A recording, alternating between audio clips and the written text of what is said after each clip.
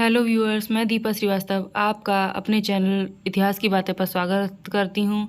कैसे हैं आप सब लोग? उम्मीद करती हूँ कि सब अच्छे होंगे और तैयारी में लगे होंगे। तो चलिए आज के वीडियो की शुरुआत करते हैं।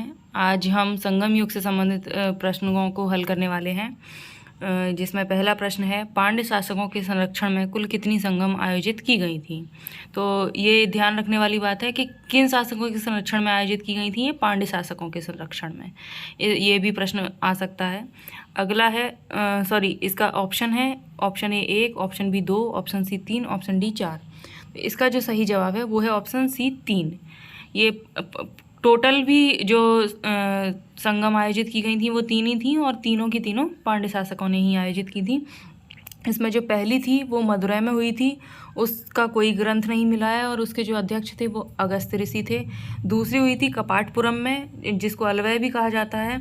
वहाँ दूसरी संगम से तोलकाप्पियम नामक ग्रंथ प्राप्त हुआ है, और इसके भी अध्यक्ष अगस्त ऋषि ही थे।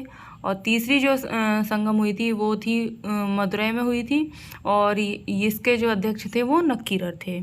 अगला है प्रश्न क्रमांक 2, संगम साहित्य में सर्वाधिक उल्लेख किस वंश का मिलता है? Option A Chola, option B Chera, option C Pandya, option D Pallava. तो अगर कॉमन सेंस से कोई लगाने की कोशिश करेगा जिसने नहीं पढ़ा होगा तो वो निश्चित ही पांड्य लगाएगा, क्योंकि पांड्य शासकों के संरक्षण में आयोजित की गई थी। लेकिन इसका सही जवाब ऑप्शन बी चेर है। जो चेर वंश का है सब सर्वाधिक उल्लेख हुआ है संगम साहित्य में, और चेर वंश सबसे प्राचीन वंश भी था इन सभी में से। अगला है प्रश्न क्रमांक 3, एत्व तोके क्या है? ऑप्शन ए 10 कविताओं का संग्रह, ऑप्शन बी 8 गीतों का संग्रह, ऑप्शन सी 18 छोटी कविताओं का संकलन, ऑप्शन डी तमिल व्याकरण ग्रंथ। तो इसका सही जवाब है ऑप्शन बी 8 गीतों का संग्रह। जो 10 कविताओं का संग्रह है उसको पत्तू पात्तू कहा जाता है। 18 छोटी कविताओं के संग्रह को संगम साहित्य में पद्यनेन कीलकड़कू कहा जाता है, और तमिल व्याकरण ग्रंथ था तोलकाप्पियम, जिसकी रचना तोलकाप्पियार ने की थी। अगला है प्रश्न क्रमांक 4, शिल्पाधिकारम किसकी रचना है? Option A Ilango Adigal, option B Sithalai Sattanar, option C Tiruttakka Devar, option D Nakkirar. इसका सही जवाब है ऑप्शन ए इलिंगो अधिकल। ये जो शिल्पाधिकारम है ये एक व्यापारी कोवलन की कथा है, जिसको पुहार या जो कावेरी पट्टनम था वहाँ की एक लड़की से प्रेम हो गया था, माधवी नाम की लड़की से। और इसकी जो पत्नी थी कन्नगी, वो जब वापस आया, जब पूरा धन खत्म हो गया, तो कन्नगी ने उसको अपनी पायल दी थी, नुपुर दी थी बेचने के लिए। लेकिन क्या हुआ कि उसी समय वहाँ की जो रानी थी उसके भी पायल चोरी हो गई, तो कोवलन पर चोरी का इल्ज़ाम लगा के तत्कालीन राजा ने उसको मृत्युदंड दे दिया था। तो बाद में जो उसकी पत्नी थी कन्नगी, उसने अपने पति को निर्दोष साबित किया था, और उसके बाद फिर वो बौद्ध भिक्षुणी हो गई थी। तो ये इस जो महाकाव्य में है ये कथा वर्णित है, इससे संबंधित है ये पूरा महाकाव्य। अधिकारम जो है इलिंगो अधिकल ने लिखा था, उसमें जो कथा वर्णित है वो मैंने अभी आपको बताई। इसके अलावा शीतले सत्यनार हैं, उन्होंने मणिमेखला की रचना की। त्रितक्क देवर हैं, इन्होंने जीवक चिंतामणि की रचना की। और है प्रश्न क्रमांक 5, किसने महाभारत में भाग लेने वाले वीरों को भोजन करवाया? Option A Senguttuvan, option B Udiyanjeral, option C Karikala, option D Nedunjeliyan. इसका सही जवाब है ऑप्शन बी उदयनजेरल। ये चेर शासक था, और ये जो है सेनगुट्टवन है उसको लाल चेर कहा जाता है। करिकाल है वो चोल वंश का शासक था, और नेडुंजेलियन था वो पांड्य वंश का शासक था। अगला है प्रश्न क्रमांक 6, चेर वंश का प्रतीक चिन्ह क्या था? ऑप्शन ए बाघ, ऑप्शन बी मछली, ऑप्शन सी धनुष, ऑप्शन डी कछुआ। इसका सही जवाब है ऑप्शन सी धनुष। जो बाघ है वो चोल वंश का प्रतीक चिन्ह था, मछली कार्प नामक मछली पांड्य वंश का प्रतीक थी। अगला है प्रश्न क्रमांक 7, पांड्य राज्य की प्रारंभिक राजधानी क्या थी? Option A Madurai, option B Vanji, option C Korkai, option D Uraiyur. इसका सही जवाब है ऑप्शन सी कोरकई, जिससे कोलची भी कहा जाता है। वो पांड्य वंश की प्रारंभिक राजधानी थी, और बाद में मदुरै राजधानी बन गई थी पांड्य वंश की। जो वांजी थी वो चेर वंश की प्रारंभिक राजधानी थी, और उरैयूर थी वो चोल वंश की राजधानी थी।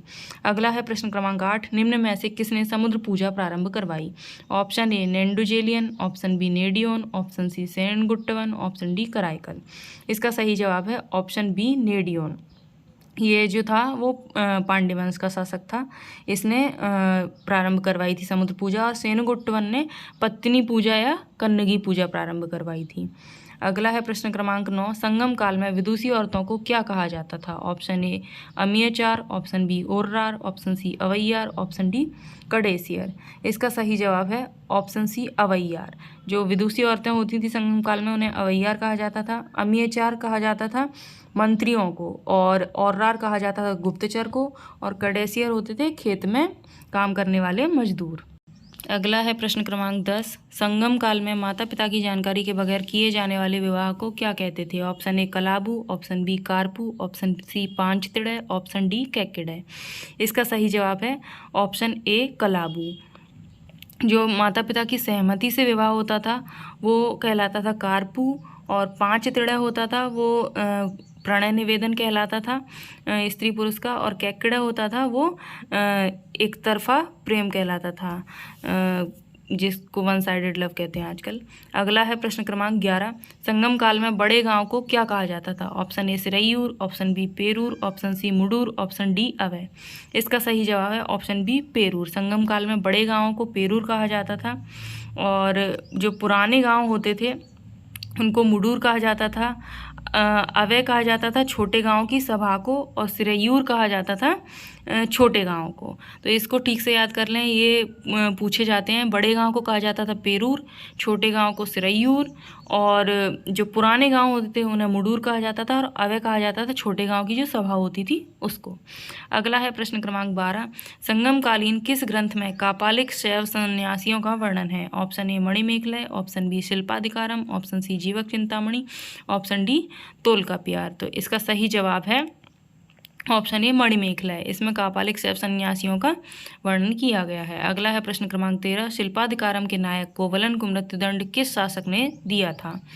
इसका option A Nedunjeliyan, option B Karikala, option C Udayanjeral, option D Senguttuvan. इसका सही जवाब है ऑप्शन ए नेंडुजेलियन। इसने ये पांड्य शासक था जिसने कोवलन को मृत्युदंड दिया था। अगला है प्रश्न क्रमांक 14, पुहार की स्थापना किस शासक ने की? Option A Adigaman, option B Karikala, option C Senguttuvan, option D Nediyon. इसका सही जवाब है ऑप्शन बी करिकाल। इसने पुहार जो आधुनिक कावेरी पट्टनम है उसकी स्थापना की थी, और जो आदिगीमान था इसने दक्षिण में गन्ने की खेती प्रारंभ करवाई थी। अगला है प्रश्न क्रमांक 15, निम्न में से किस ग्रंथ को विवाह ग्रंथ मणनूल कहा जाता है? Option A Tolkappiyam, option B Silappadikaram, option C Manimekalai, option D Jivaka Chintamani. इसका सही जवाब है ऑप्शन डी जीवक चिंतामणि। आपको मेरे प्रश्न कैसे लगे? अगर आपकी तैयारी में हेल्पफुल लगे हों तो लाइक शेयर सब्सक्राइब कीजिए। यदि आपके लिए मेरा चैनल हेल्पफुल हो तो लाइक शेयर सब्सक्राइब कर दीजिए। अगर आपको कोई कष्ट ना हो तो, क्योंकि खर्च तो उसमें कुछ होना नहीं है। बाकी अगर आपको लगे कि नहीं भाई हमें नहीं करना है तो फिर भाई आपकी मर्ज़ी, कोई ज़बरदस्ती तो कर नहीं सकता है। बाकी अगर आप लाइक करते हो, अगर आप पूरा वीडियो देख रहे हो यहाँ तक, यानी कि आपके कुछ तो काम का होगा इस वीडियो में, तब आप पूरा वीडियो देख रहे हो। और ये क्वेश्चन जो है वो मैं खुद अपनी मेहनत से बनाती हूँ, तो मेहनत का फल तो इंसान को मिलना चाहिए। आजकल तो ऑनलाइन इतने सारे पेड कोर्सेज चलते हैं, टेस्ट सीरीज चलती हैं। मैं तो फ्री ऑफ कॉस्ट मेहनत करके ये क्वेश्चंस, यूनिक क्वेश्चंस ढूंढ के बना के डाल रही हूँ। अगर आपको फिर भी लगता है कि नहीं, आपको सही नहीं लगता है तो कोई बात नहीं है। बाकी मेरा काम है क्वेश्चंस डालना, तो वो मैं करती रहूँगी। बाकी आप अपनी समझ से देख लीजिए। आप उन लोगों के साथ ज़्यादा कंफर्टेबल हैं जो आपसे पैसे वसूल के फिर आपको टेस्ट सीरीज़ देते हैं, या फिर जो free of cost topic wise आपको 15 क्वेश्चंस भी कम नहीं होते। अगर आप 15 से काउंट करके, अगर आप पूरे एंशिएंट के और मिडाइवल के और मॉडर्न के अगर आप काउंट करके देखेंगे तो काफ़ी अच्छे खासे क्वेश्चंस का कलेक्शन आपके पास होगा। चलिए, व्यस्त रहिए, मस्त रहिए, तैयारी में लगे रहिए और मेरे चैनल से जुड़े रहिए। अगर आपको मेरा चैनल हेल्पफुल लगता है अपनी तैयारी में तो बाकी कोई ज़बरदस्ती नहीं है। मिलते हैं अगले वीडियो में, तब तक अपना ध्यान रखिए।